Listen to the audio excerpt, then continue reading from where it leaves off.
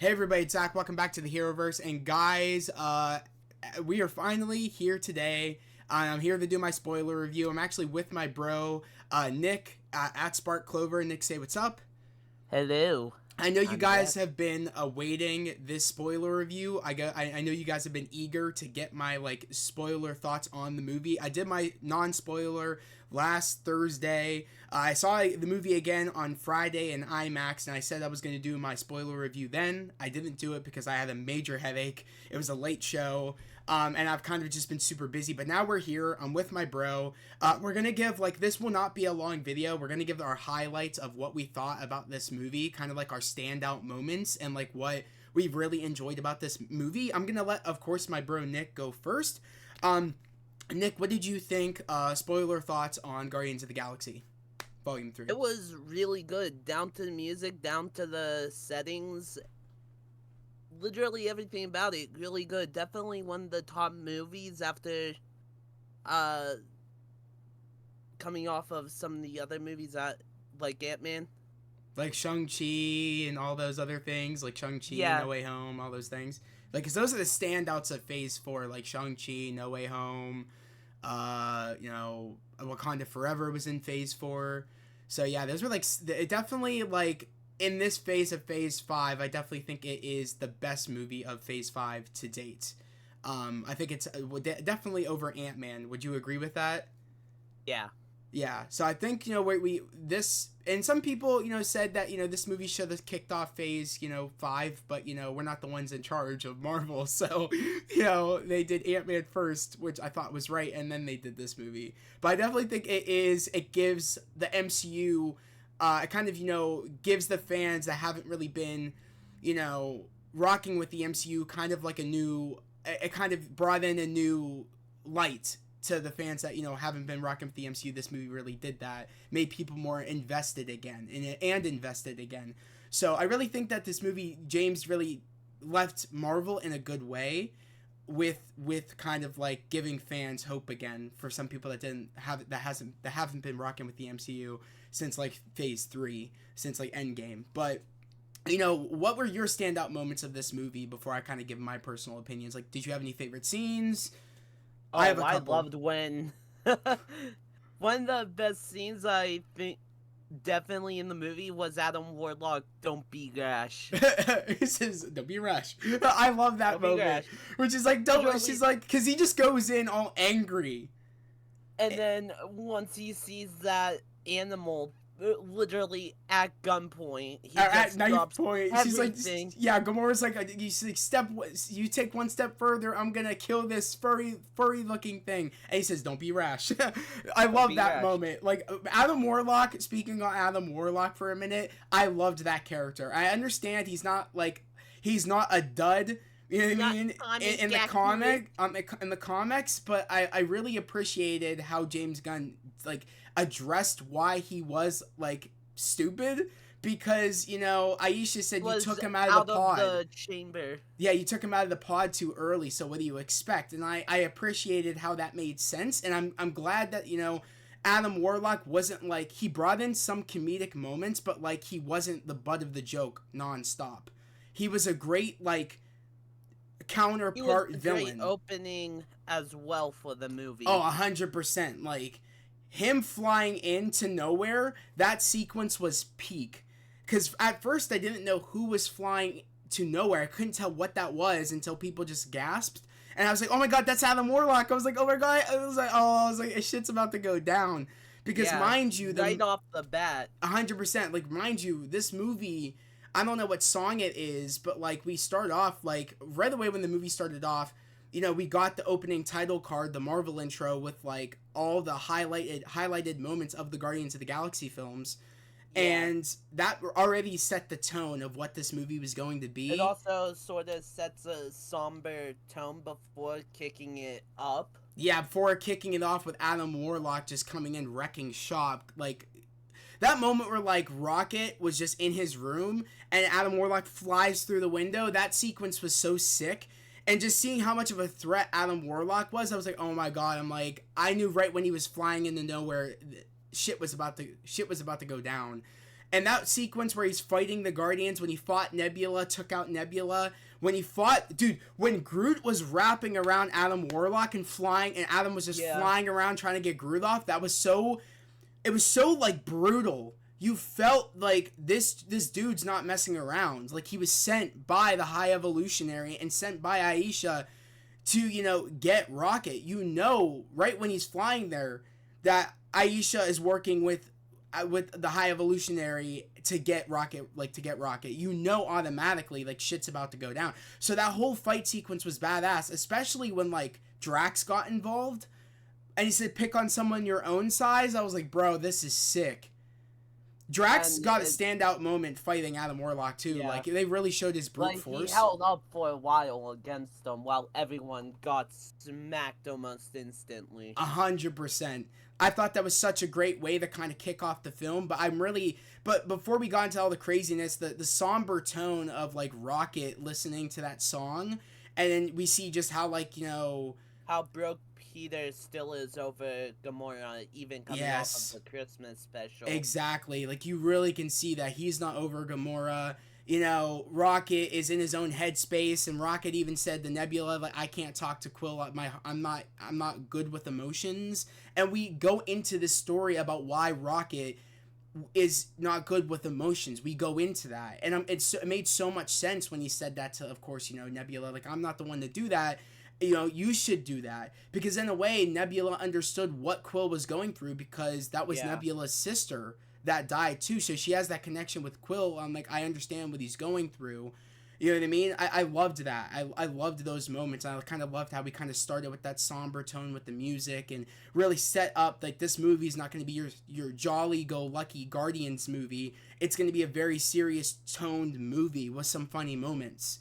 So, you know, definitely that they kicked off this movie very well with the tone of, like, okay, this is not just some funny movie. Adam Warlock coming in saying, I mean business, let's kick it off with a bang. Another favorite moment I had of this movie, it definitely had to have been when they went to, I forget what it was called. It was called the one, or it was called, like, something tech. It was called, like, Aural Tech, or what was it called? That building that, like, it was called, like, I think it was called, like, I want to say it was called, like, something tech, like Aural Tech. I think it was called Aural Tech, if I'm correct. That facility that they had to go get Rocket's information about, you know, the bomb that was on his heart. And you know what I mean? And they had to disarm it, but they couldn't disarm it. They needed to find them. They had to, you know, go into Rocket's history, and they had to go to that Aural Tech building to get that information, which I loved that sequence. And I loved how Gamora came in too. Like, she's a part of the Ravagers in this movie. It made sense because, you know, I was like, you know, we went to a place called the Orgosphere. Yes, the Orgosphere, yeah, which was such a sick sequence. How, you know, that Nebula called in Gamora to have the Ravagers help, you know, get into the building. I thought that was supplying the workers' uniforms. The workers' uniforms. It was just sick. And just having, like, it was a brilliant way to bring in Gamora and kind of, like, have Peter, you know, have him face the fact that that's not his Gamora. And he has to, like, that's Peter's storyline in this movie, is him not running away from his fears anymore. Yeah, that's basically the overall theme of the movie. Exactly, like, not running, like, you can't run away from your problems forever. You have to, like, run at them head on eventually. And for his problem, it was him having to realize that that's not his Gamora. And for Rocket, it was him facing the High Evolutionary after he escaped and left all the other creatures behind. Yeah. Also, my favorite cameo had to have been Nathan Fillion. I thought that was hilarious. I know him as Castle from the Castle Show, and actually, his daughter Alexis in the Castle Show actually was a Ravager as well, so I thought that was super funny. I can't remember the actress's name on the top of my head, but she was in the movie too. They're actually friends with James Gunn. Like, Nathan Fillion is friends with James Gunn, and he was also in the Suicide Squad movie that James Gunn did. He was the one that had, like, he was the one dude that had his arms pop off, like, he was called Pop Off or some shit. I can't remember what his hero name was, but You know, I thought it was really funny that Nathan Fillion was kind of like a security guard at the Argosphere or Argosphere. I thought it was just very Argosphere. I thought it was like really like I thought it was really cool. And I just thought it was funny that he had the budding joke of like, oh, I have someone stupid as well, and kind of was able to relate to Quill, how Quill has Drax. And I just thought that was super funny, that sequence. That's definitely a highlighted sequence for me because I just thought it was super funny. One of the funnier jokes that went on for a bit. Yeah, exactly. Like, that definitely went on to, like, even when Adam Warlock showed up with Aisha.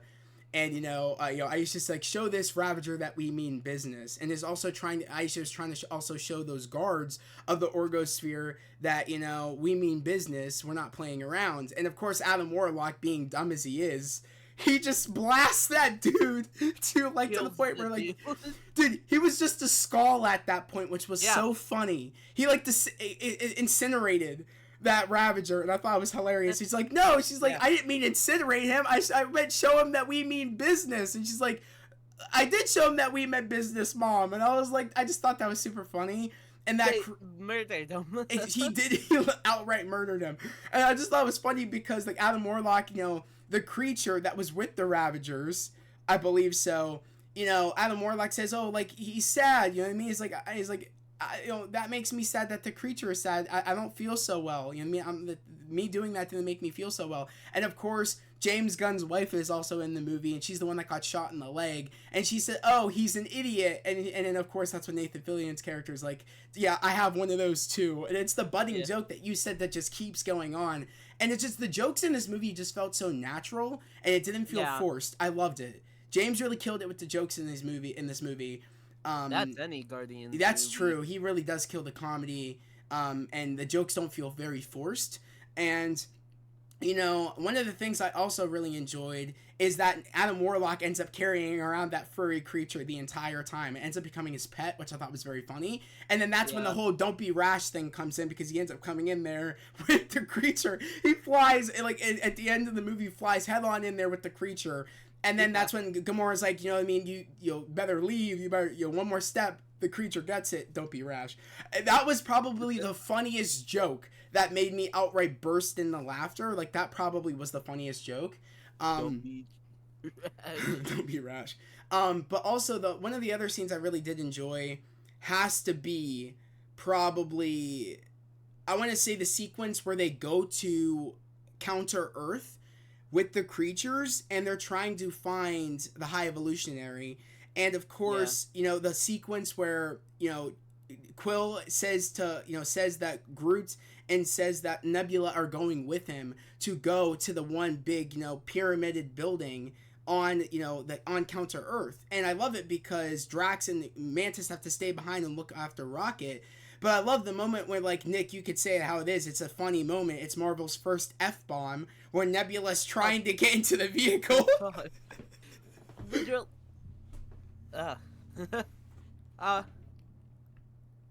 hold on. You can talk about this. Okay. Well, it's the one. Yeah, it's Marvel's first F-bomb, and I thought it was played so well and so natural. Where, like, of course, it's the fact that Quill isn't, hasn't been on Earth in such a long time, and he's like, I don't know, like I somewhat know how to use cars, and Nebula doesn't know how to use cars at all. Yeah, somewhat on the idea of knowing how to get in and knowing how to lock and what unlocks a car, but not how to drive. So it was super funny when, like, he's like, push the keyhole, or push the button underneath the handle. And she's like, oh, he's like, no, I think you're pushing the keyhole. It's the button right next to that.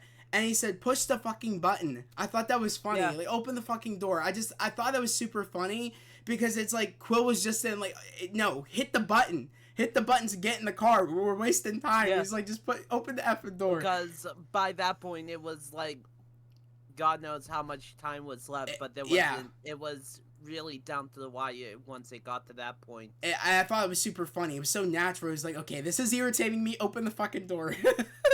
Yeah, like, you had hints of that being dropped before with Spider-Man, but no, they just straight up got away with dropping it for the joke. Yes, and I'm glad that James Gunn was the one that got to use the F-bomb, the first F-bomb in Marvel. I'm very, very glad. Before even Deadpool, so James Gunn beat Deadpool 3 to it, Deadpool 3 to it. So I'm really glad. It felt so natural to have that F-bomb, and it was such a highlighted moment when opening night everybody was laughing. You know what I mean? Even though I saw the clip, I believe so. I was still dying. Any of the clips. That was the one clip I did see, but when I actually saw it in theaters, I couldn't help myself but to laugh because it's such a natural F-bomb sequence. I love it. But out of pure frustration. Yeah, seriously, it felt so natural. You can open a door to a spaceship. You can do all this. You're practically a fucking robot, but you can't open a door. You can't open an old-style car door. You're kidding me. Car door. So that was super funny.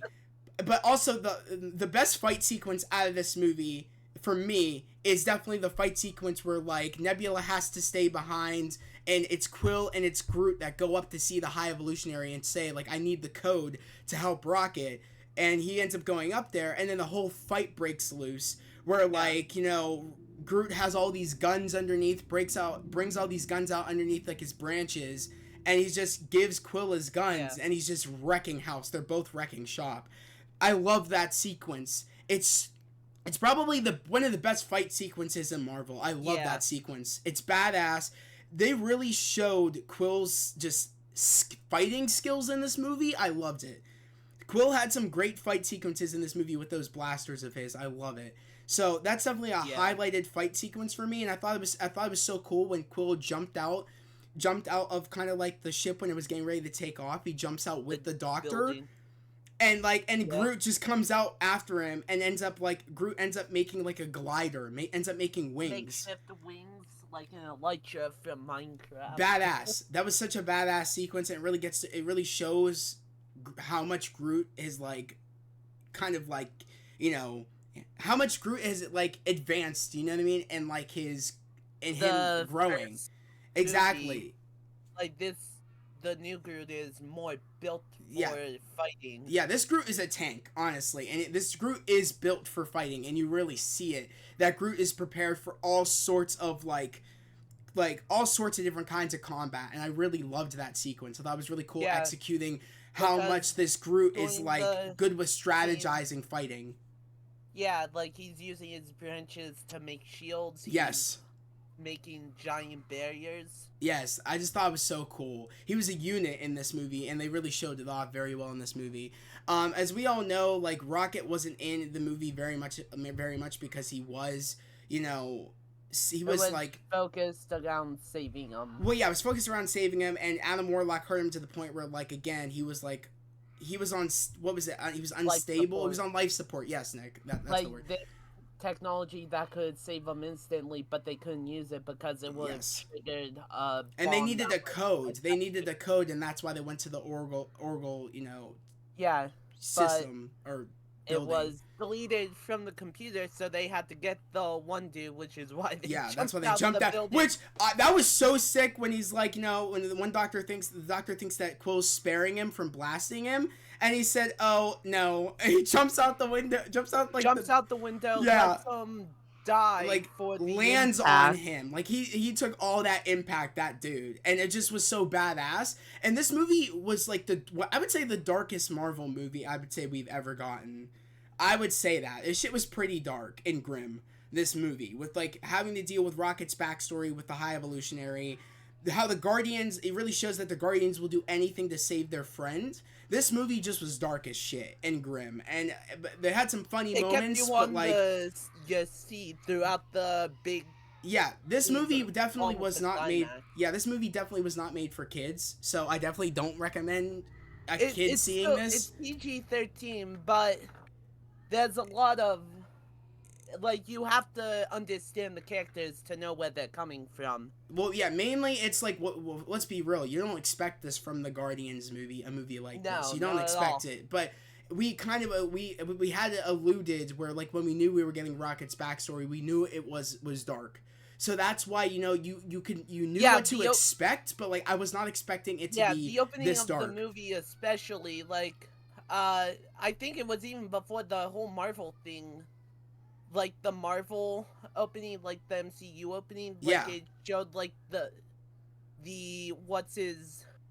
the High Evolutionary sticking his hands towards the guy. Yeah, that was the up. opening shot of the movie, and then that's when it cut to present Rocket, and it really set the tone of what the movie was going to be. Yeah. I mean, hell, the intro did it, but either way, that definitely is a standout fight sequence for me. That's the mood of what's gonna break down. Exactly. This movie overall is a grim movie, but it's also at the same. The movie also has jokes, but also at the same time, the main message of the movie is you can't run from your problems. And it's you facing those problems. Like, that's the message of the movie, and I really enjoy it. And also, like, what you'll do to save the ones you love. That's also the message of the movie. But my favorite fight sequence, which it's me and your, I bet you it's everybody's favorite fight sequence, is the one shot. Even though it's not the one shot, that hallway sequence. Yeah, I guess like you're right. Yeah, shot. Yeah. There probably is some cuts in there, but like. For like the editing stuff, but for the different viewpoints, it's definitely a one shot in a unique way. But that hallway sequence was peak. That was probably the best sequence Marvel's ever done. Like, it was peak as shit. It's what between everyone. Every Guardian had a moment in that sequence. Yeah, my favorite sequence from the one shot was when Peter was throwing like electric things onto everyone before detonating it, and you see his viewpoint of detonation, which was sick.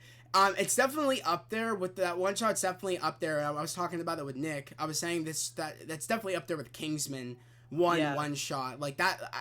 Those probably might be the two best one shots ever in history of cinema. Honestly, Kingsman one shot. It's basically a church. It's a church slaughter sequence. Yeah. With like the phone chip, like the main villain or whatever, but testing them while everyone's in church. It's like a redneck racist. Yeah, exactly. Thing. Everybody's. I can't imagine anybody who's watching this hasn't seen Kingsman. Like, people. Hopefully. Yeah, like you've seen that sequence. Whether you haven't watched Kingsman, you've seen that sequence. It's the best one shot you can look it of cinema. But best one shot. Long story short, it also reflects how skilled the Kingsmen are because he took on. Oh, it took on everybody, but everyone and killed everyone. But this sequence in this one shot sequence. My favorite has to be when Nebula kind of like like releases her neck and it's just hanging down and she's just like shooting everybody and it's sick. Assembled some pieces. Yes. While still back is like. Yeah, she like disassembled her neck. Head is all the way behind, still shooting before reassembling the head back into which place. I thought was so freaking gross, but so sick at the same time. Yeah. So that was a sick sequence on top of Quill like sliding around in the trailer. I mean, we've seen it where like he kind of like leans backwards, starts shooting. I just love the shots, the camera work in that one shot sequence. I love it. That's probably my favorite fight sequence of the movie. Like that.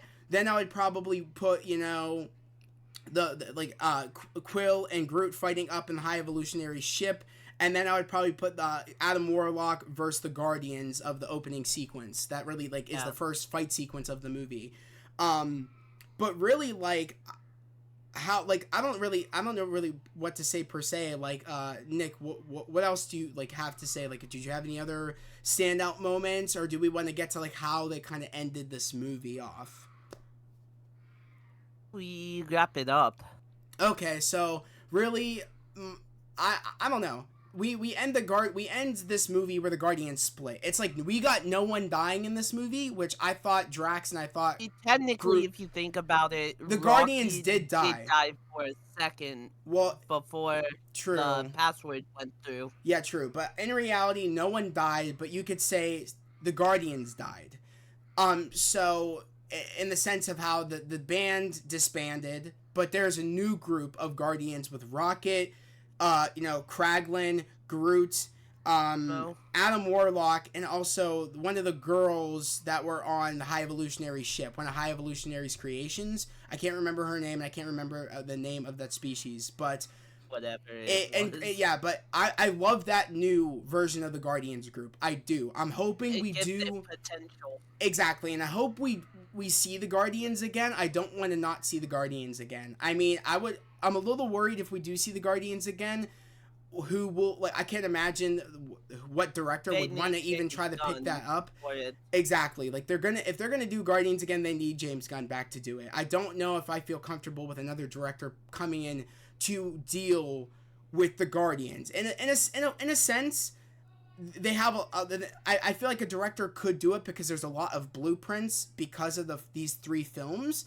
And also, this is a new slate of Guardians. It has nothing to do with the old slate, with some, of course, old founding members like Rocket and, of course, Groot. But, like, I don't know. I feel like it could possibly be done, but I would prefer, if we were going to get another Guardians movie, I'd prefer James coming back to do it. Honestly. Now, the biggest holy shit moment had to have been when, like, we got the end credit and it said Star-Lord, the legendary Star-Lord will return. Begs the question on Nick, where do you think we'll see Star-Lord again? I said most definitely Kang Dynasty and Secret Wars, but, like... Yeah, I was thinking that too, especially since he has to have his own ship, like a new Milano or something. Oh, I mean, somewhere. he probably took a ship to get to Earth. Yeah. Because Peter's arc ended where he went back to Missouri, and he went to see his grandfather, Jason Quill, because his grandfather's name is Jason Quill.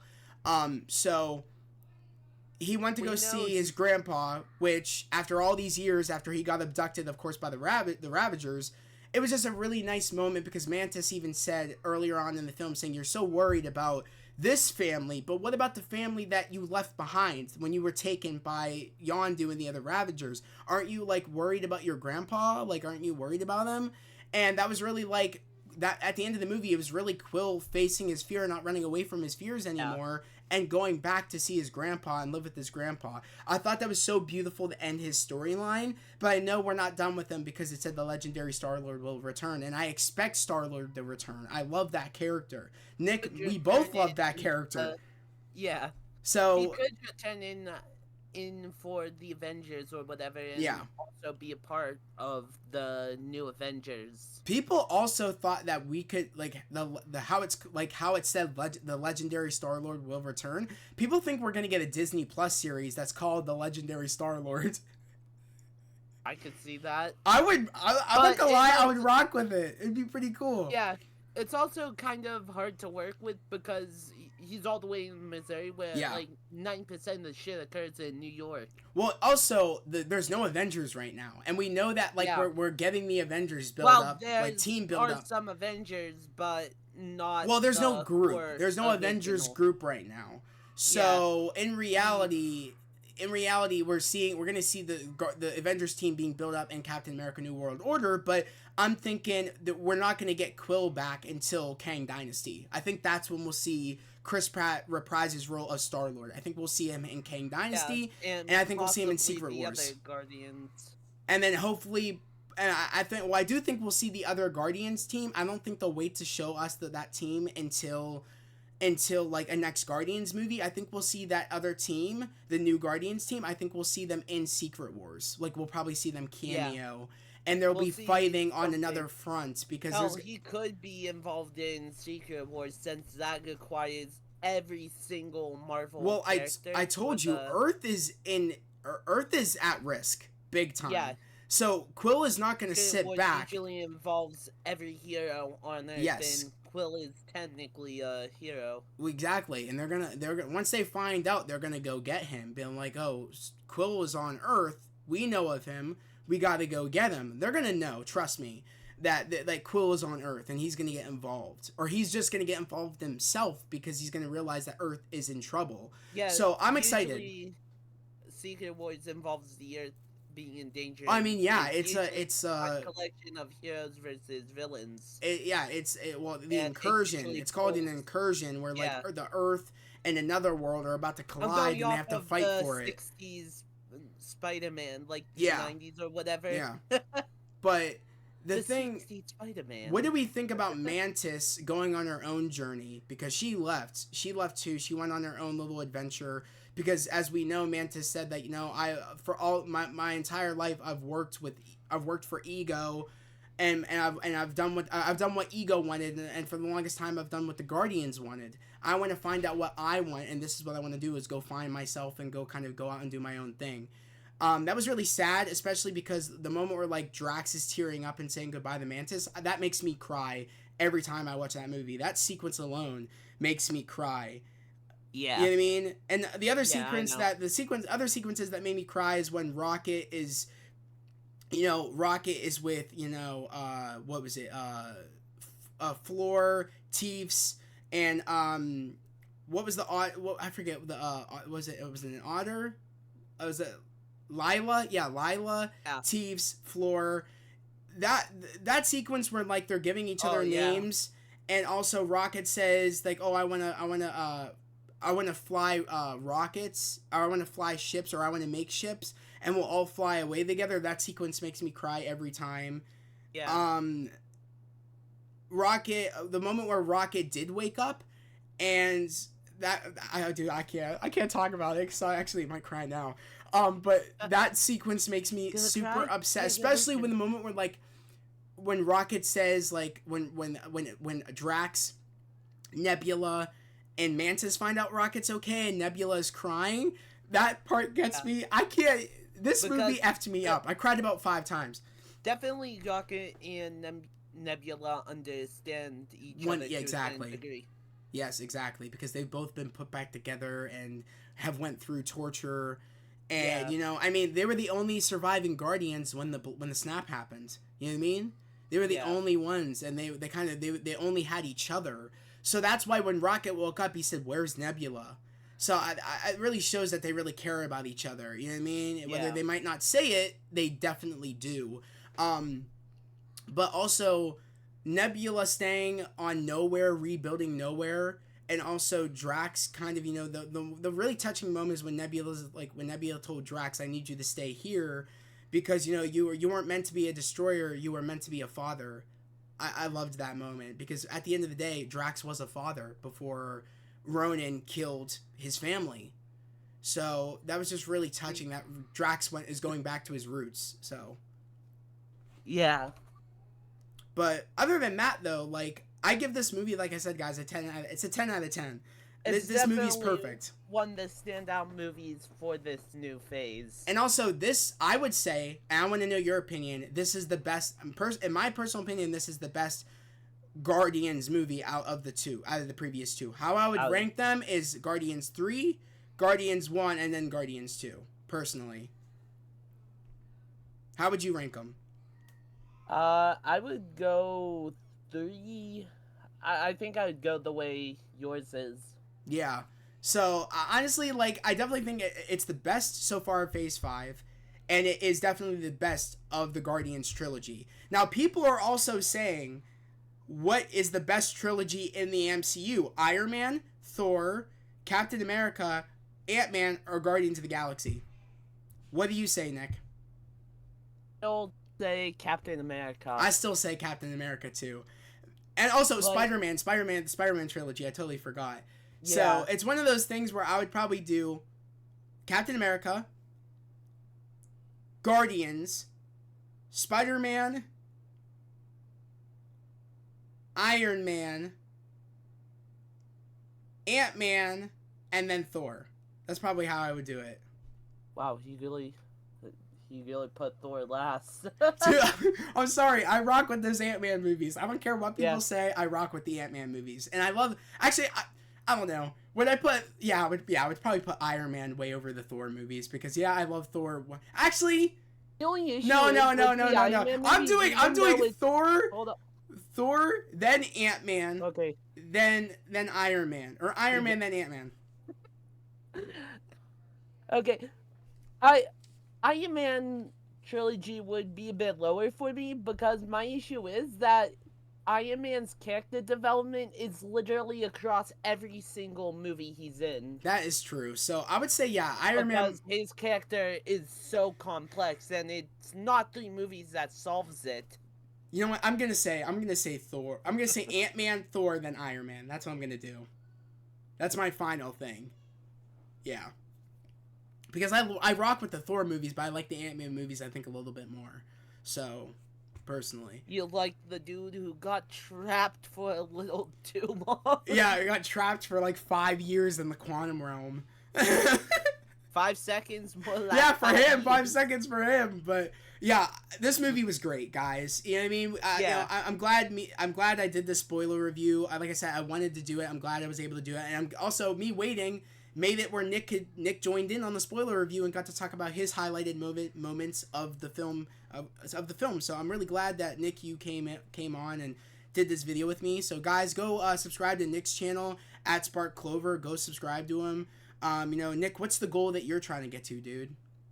Right now I'm just really focusing more on Twitch. Like, I have a VR video coming out soon. I just gotta edit the clips together. Do you have like an initial like goal of how many subscribers you're trying to get? Like, are you trying to get 100? As far as subscribers, I'm trying to get to 50 to 100. I haven't uploaded since. Guys, get him there. You guys can do it. So get him there if you haven't already subscribed to my brother Nick's my brother's channel. Gaming montage. So, but you know, we get 100 subs, I will release Zach saying the N-word. Yeah, chill out with that, bro. But this is a joke, but more like a gauge montage of Fortnite. But yeah. So guys, definitely let me know down in the comments below. What was your highlighted moment of Guardians of the Galaxy Volume 3, and also where would you rank this movie out of all the trilogy movies? Like, where would you rank?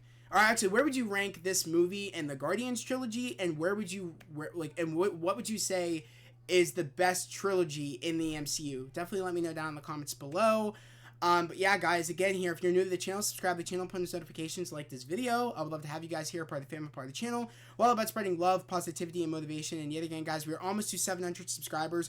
Right now, we're at 691, almost to 700. So if you're new here, subscribe to the channel, post notifications, like this video. Like I said before, go subscribe to my brother's channel at Spark Clover. But guys, that was the spoiler review for Guardians of the Galaxy Volume 3. I hope everybody has a great day, a safe day, and we'll see you guys next time. Peace.